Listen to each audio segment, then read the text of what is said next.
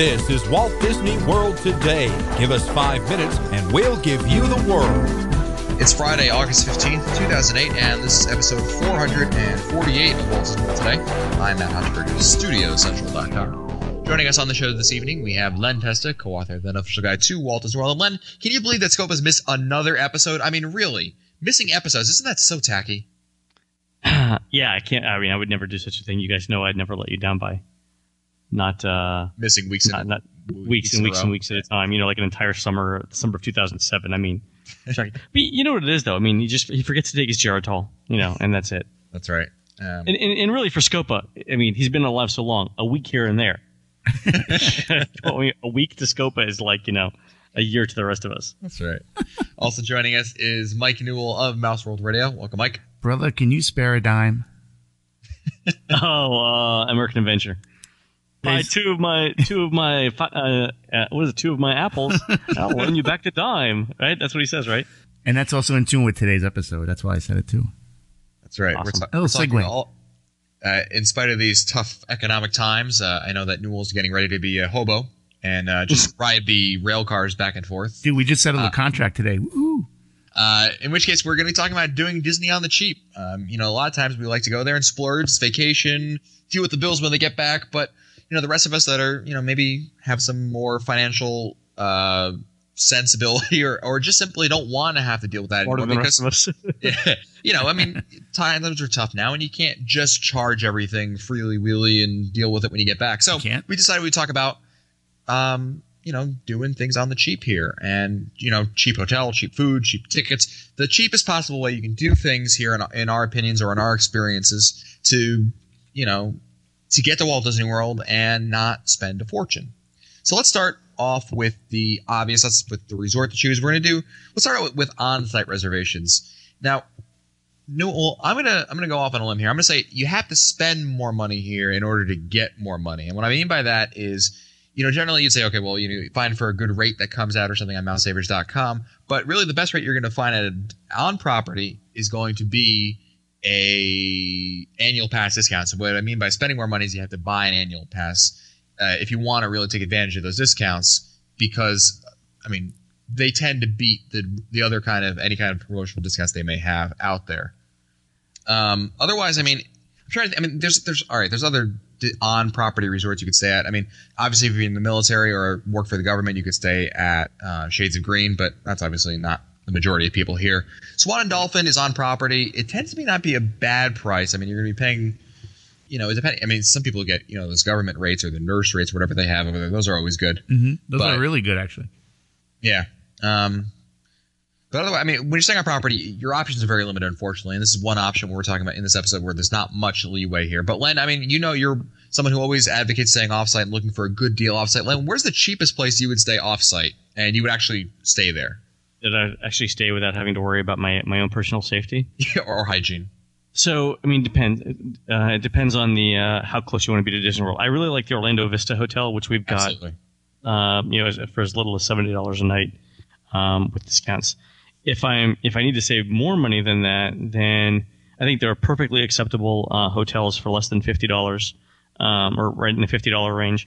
In I think 192, so in Kissimmee, is actually less expensive than the iDrive area, the International Drive area. So places like, and I know we joke about it, the Magic Castle Inn and Suites, right. $53 a night. Yeah, granted, it's right next to a helicopter landing pad, but you know, friendly people, free continental breakfast. It's got a pool, albeit a small pool. But again, for $53 a night, and that's year round, by the way. They don't change their prices during Christmas. It's $53 a night every night. Wow. The other place that's really high on the list, and I'd love to hear from listeners who have stayed there, is for the really inexpensive places, the Super 8 Main Gate East, also on 192, at $58.75. It's less than 12 minutes drive to any of the Disney theme parks, and it's around $50 a night.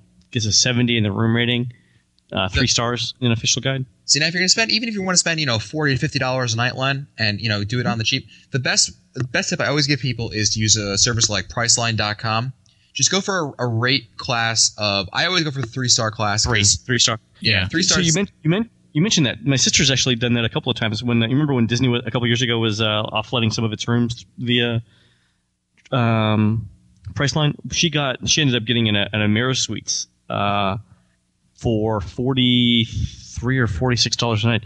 Absolutely fine. Yeah, and it was a suite. I mean, for less than $50 a night. That's with tax. Yeah, Newell, what we did. Newell and I shared a room for the Radisson one time right before Mouse Fest last year. What did we get for like? You did. That was like $40. It was was insanely. I mean, it was just the one night. We were only going to be in there for about 5 hours just to sleep. We got tonight, babe. It was fine. Let me tell you. But I got the Hilton down in downtown Disney for $62. Deep in my soul. Through Priceline, and that was awesome because that's the whole. Are you done? Yeah, really. That is awesome because it's right here. We go. It's right across the street from downtown Disney. So it took 5-minute walk just to get there. It was really, really good. Yeah, I would 3 stars. What I usually go to. I would 2.5 star if you really want to cut it close. Money's really gonna be that much of an issue for you that an extra $10 or so a night is gonna make a difference. But 3 star, you're pretty much guaranteed a great resort for an awesome price. Mm-hmm. Yeah, I mean, 3 star for $50 a night. You really, I don't know that you would want to save that much. I mean, save that much money by going down any lower. It's possible to get a 2-star hotel right now on Hotels.com for less than $30 a night. But if you really need to save that $20 a day, that's even for a week that's $140. Which, granted, $140 is a lot of money. I don't know that I would make that trade. No, absolutely not. I mean, there's just some things that you get to a certain point and then you stop cutting that particular area of the budget. I would skip. I'd start thinking about bringing food into the parks and not paying Disney prices before I did that. Yeah, well, let's talk about that one. How to eat cheap at Disney. You talked about bringing food into the parks. You can certainly do it. Yeah, are you advocating bringing food in for every single meal, or what's your plan? So I've done this a couple of different ways. One, when I was staying off-site at what was it? I forget the hotel, but I went by Subway ahead of time, and I got a foot-long turkey sub. Didn't get mayo. I got mustard instead. Didn't get anything that would spoil in heat. Right. So I didn't get cheese or anything like that. But and I brought in a foot-long turkey sandwich, and I was there like at 9 o'clock and I ate around 11:30, so didn't really have time to spoil it or anything like that. But that was like $6 for a lunch, versus, and I brought a bottle of water that I had already. It was like $6 for 2 meals essentially. Yeah. Because half the sandwich for each meal. You can't do that in Disney World. In Disney, it's $10 for a lunch when you add in the drink. Yeah, the other things you can keep in mind also is, when you're adding on to that by bringing food in, don't forget you can get in the parks ice water for free. Free. Yeah. You just have to go to basically any counter service location that has a soda fountain. Like the one they don't sell like bottled water or bottled soda rather. They have like the trying to think of the word here, but the station where you push the cup against the thing and the soda comes out. Yeah, there you go. Exactly. If they have that, they can give you a cup of water. Just ask for it. It's 100% free, and it saves you having the hassle of having to lug around drinks with you. You can also bring an empty water bottle with you. Just bring it into the park and use that. I've and that's a huge money saving tip, because if you're drinking sodas at every meal, that's $2 per person per meal, and for a family of 4, that's $8 per meal, $16 a day for 2 meals. Over the course of a week, that's the difference. Heck, that's a better hotel, right? $16 is almost a much better hotel. I would never do that. And plus the water's good for you, so you might as well drink that. The other thing that I think is really smart too is that I've seen people bring in guns. People have brought in guns, but I haven't seen it. Is egg rolls, which apparently keep remarkably well, and I've seen people do it. I've seen people bring in salad stuff. I think stuff from home like that works out really. Protein bars work out really good, although they're kind of expensive. Pop-Tarts. Yeah, granola bars. Granola bars. Yeah, simple snacks. I mean, even a cereal box of granola. Just take the bag out of the box. Yeah, and bring that with you. It's a cheap snack and it's good for you. Yeah, I mean, absolutely. I mean, bring your own food to Disney. I mean, they allow it as long as you can carry it, and certainly if it's going to be a little hefty for you, you might consider renting a locker if you want to put it away somewhere, and that might you have to obviously weigh the cost benefit to you. But that could certainly be a great option. So take the granola out of the bag, right, and then throw it in one of those Ziploc quart bags. Mm-hmm. You know, and then you can squish it around in your backpack. That's a great snack. And you know, if you're snacking, you're eating less. Or you could just, you know, I think another sensible alternative is to stuff food in your cheeks like a squirrel and save it there for a couple of hours, and then, you know, you take it out of there. I mean, really, that's just a practical solution to this. Yeah, but I mean, I think that's you know, bringing food from outside the parks is definitely the way to go. Absolutely. Again, Subway sandwiches, you know, food that keeps fairly well. Yep. Especially if you can put it in the fridge and then just pop it in your backpack before you go. That'll stay cool for a while. And if you can get one of those chiller packs too. Yep. That's another great idea. What else works well in terms of food? The other option is, of course, you know, we're assuming that people want to stay in the parks the entire day. Obviously, if you could leave all that food in your resort, you know, and all that food was mentioned, sure. And then you can go back for your afternoon break, have your lunch over there, maybe even stay long enough, you know, if the park hours are long enough, perhaps you're going during summer or during another busier time of the year, where you can come back in the afternoon, have lunch, have a very early dinner at your resort before you leave again for the parks. And that can save you a lot of time there. And just snack too. The other thing too is the, you know, the we haven't done it, but we have to do it. We have to try it one time. The next time we're in Disney World, the free fixin' bar at the various. Yeah, this is what we call a gray area of advice. Some people say free fixins bar. I look at it as free salad bar, but whatever. Bring in some croutons or bring in some Caesar salad dressing, and you're set. I'm just saying. Go ahead. Yeah, I mean, there's certainly some moral issues there.